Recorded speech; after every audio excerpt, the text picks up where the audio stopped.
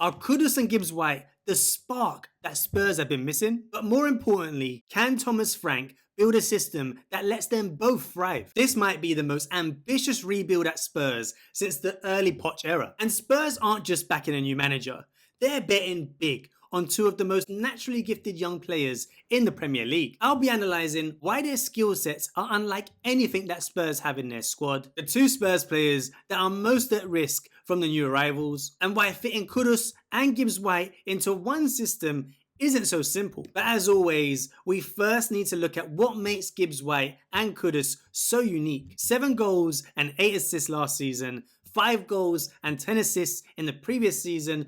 That's 15 goal contributions in back-to-back seasons. And the thing I love most about Gibbs-White is that he is a technician, a baller, someone that can manipulate the ball any way which way he wants, outside of the boot, instep, curve, driving through it. He knows how to strike a football. And his ability to play those penetrative passes in behind that defensive line are so good. And his assist against Leicester shows it in abundance. And you can see Gibbs-White playing in that number 10 position, drifting into the right side to find a pocket of space. There's just no pressure on him as he's able to turn and receive that ball. And that's the worst thing you can do. Because the moment he gets his head up, he's looking to play forward. Whether that's driving it in between the midfield and defensive line or finding that pass in behind. He loves a through ball. And in this case, it's Chris Wood making that run in behind off the back of Connor Cody, and just the beauty of this technique, the beauty of this execution, just that instep, beautiful, flat, pacey, curved pass into Chris Wood's path. It feels like a cross from such a deep area. That's how good it is. Chris Wood nods it in to that bottom left-hand corner. But it's what Gibbs-White loves to do, playing those passes in behind, and has no hesitation once he gets that head up. That was against a mid to low block, but he's just as impressive in these transition moments. Against Spurs at home, Yates picks up a loose ball and he spots what he has to do immediately. Healing off, just making that little space for him to receive in. Yates plays him in and then he's off, facing that Spurs back line, and he has this powerful carrying ability. In these transition moments, you can see why Man City were after him as a potential Kevin De Bruyne replacement. He has that same powerful running style, and as he moves forward with the ball, Elanga makes a lovely dart in behind Adoji. Massive amounts of pace from Elanga, and so you have to weight this pass beautifully, and that's what Gibbs-White does. As he moves forward with the ball, the timing of the release, just playing Elanga onside, and the weight, beautiful. Draws out the keeper, doesn't know whether to stick or come out, and Elanga threads it into that bottom left-hand corner. But imagine Brennan Johnson down that right-hand side, and Gibbs-White making that same sort of powerful carrying and ability to play that pass in behind for Johnson's run. I can see this pattern of play at Spurs, but he's not just a pure number 10. I like to consider him more as a roaming playmaker, someone that goes where the team needs him to help with the build-up, and in this case, when they're chasing the game, they dropped him into centre midfield, and he's just so comfortable on the ball under pressure. It's the movement of the ball that's just as impressive.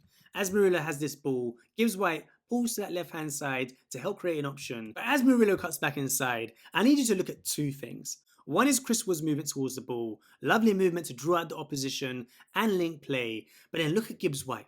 He's already looking at Wood before that pass has even been made, and he's decided what he's going to do next. And as that ball is played into Chris Wood's path, you can already see that movement off the back of his marker, trying to create an option for Chris Wood.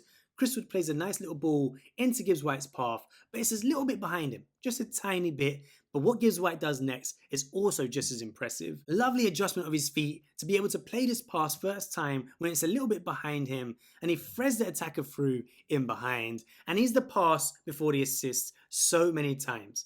And as you can see here, it's 2 versus 1 against the keeper. Crosses it across the box and he tap it in, but it's that roaming playmaker ability. He's not just a number 10, he floats where he needs to go to help the team with build-up. Now we'll come on to the defensive side of the game a little bit later on, but I can't wait to see Morgan Gibbs-White in a team that dominates possession. And not only that, to play in the Champions League against elite opposition. And I think he'll thrive in that environment. And now we have to talk about Mohammed Kudus. Only 5 goals and 3 assists last season. You're probably thinking, why are Spurs going for him? But 8 goals, 6 assists in the Premier League in the season before that. 15 goals and 6 assists across all competitions in that debut season. there is potential there. And I think they've got him at the perfect time where he's a little bit undervalued in the market. He's 24, turning 25 this summer. He has a strong left foot, but he has that ability to use his weaker foot. But it's that positional flexibility. He's able to play on the right wing, the left wing, in that cam position, and even as a false nine. And the skill that stands out the most can be seen from his goal against Freiburg in the Europa Conference League. There's a loose pass from the Freiburg player, and Kudus picks up the ball here, deep in his own half, not too many options on the ball, and he somehow ends here, having a shot on goal. And that's all due to his remarkable ability to take on a player. As he receives the ball, he's under pressure straight away, no problem at all. Drifts past him to that right hand side, burst of acceleration to chop it to the left and move away from the midfielder, and then he's off, driving at the back line, but still, there's a 4 versus 4 with a recovering player, and as the centre back comes across, again, so easy to drift to that right hand side, chop back inside, and again that acceleration to drive away from that defensive player. But there's still 3 defenders in that back line, and as the next centre back comes up to Kudus to try and impact him, no problem at all again. Chops back onto that right hand side, right at the end, after all that dribbling to tuck this down that right hand side into the bottom right hand corner.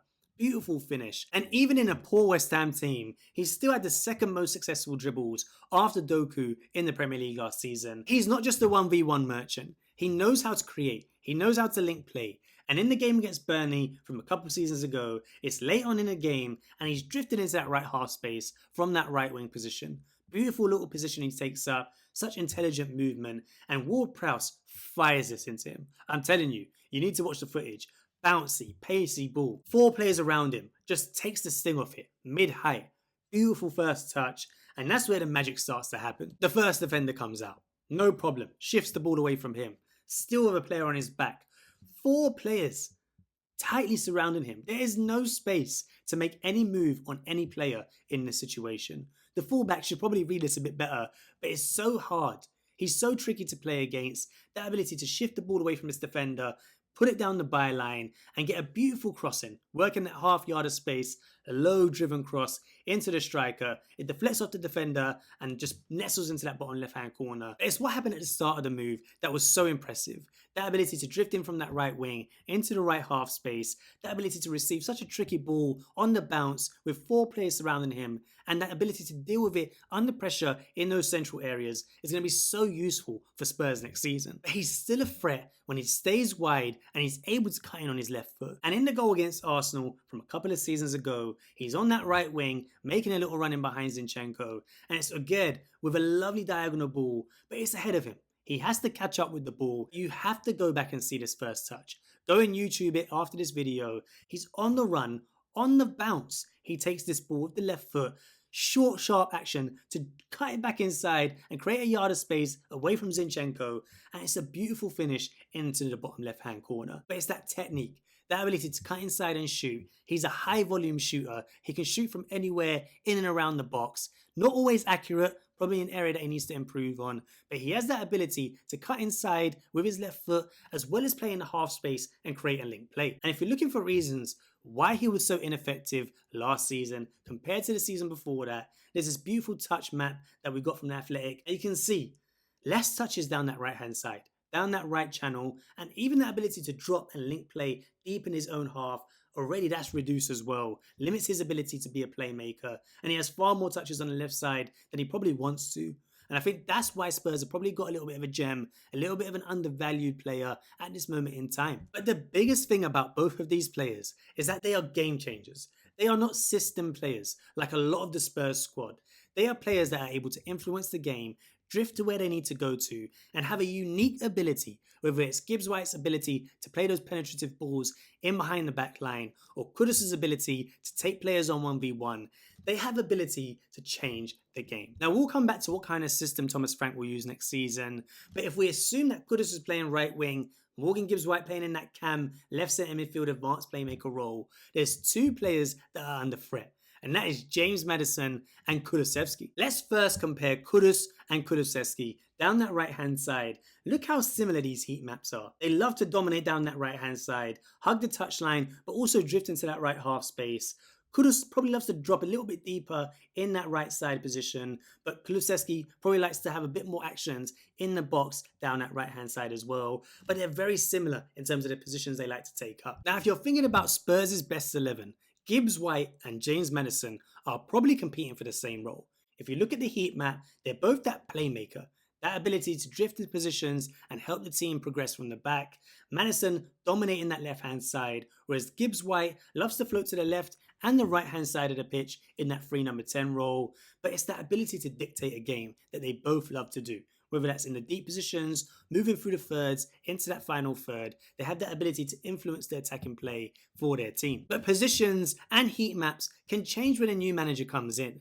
So what are their skill sets and where do they differ? Now, if we compare Kudus and Kulusevski, I'm going to look at Kudus's radar from that debut season rather than last season because I think it's more a picture of what he can do at Spurs against Kulusevski's season from last year. And you can see the key differences, the progressive passes, that ability to create shot-creating actions. Kulusevski definitely beats Kudus in these metrics, but it's that take-on ability.